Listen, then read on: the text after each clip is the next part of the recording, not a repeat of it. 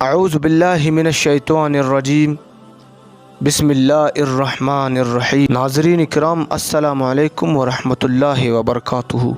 इमाम की मदीना से रवानगी।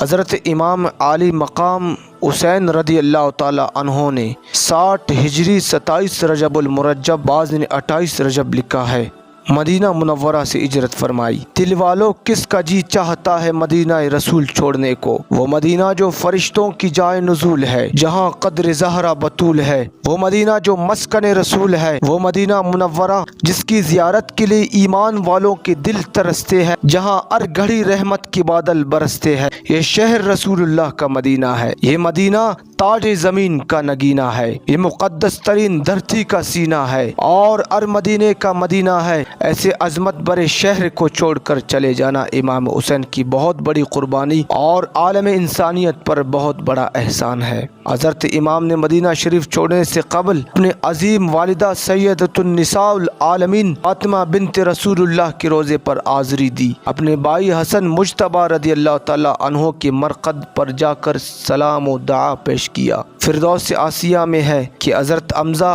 उम्मे रसूल व अली की कब्र पर भी सलाम के लिए तशरीफ़ ले गए और फिर अपने नाना जाने कायनात के मज़ार पुर अनवार पर भी हाज़री दी। हज़रत मौलाना अब्दुल रब क़ादरी दहलवी रहमतुल्लाह अलैह अपनी किताब फिरदौस आसिया में कि इमाम हुसैन रोज़े रसूल पर हाज़िर हुए, सलाम अर्ज़ किया और कब्र मुबारक से चिमट कर रोए और अर्ज़ किया, या रसूल अल्लाह, ये आपका हुसैन, ये आपका नूरुल ऐन आपसे जुदा होता है, ये बेबस व नाचार है, बेयार व मददगार है और आलम तन्हाई है। दुश्मन मुझे आपके कदमों में नहीं रहने देते। मेरे भाई हसन को जहर दे के ज़ाय किया, अब मेरे पीछे कमर बांध कर पड़े है, इसलिए मुझे नाचार अब दरे दौलत छोड़ना पड़ा है। मैं जा रहा हूँ, दिलो जान तेरे मदीने में छोड़े जा रहा हूँ। हुजूर, आपके रोज़ा का दीदार, तेरे सरकार और तेरा दरबार छोड़ने को दिल नहीं चाहता, लेकिन क्या करूँ, तेरे दीन पर आबनी है। फासिक व फाजिर, जालिम और शराबी आपका मसनद नशीन बना है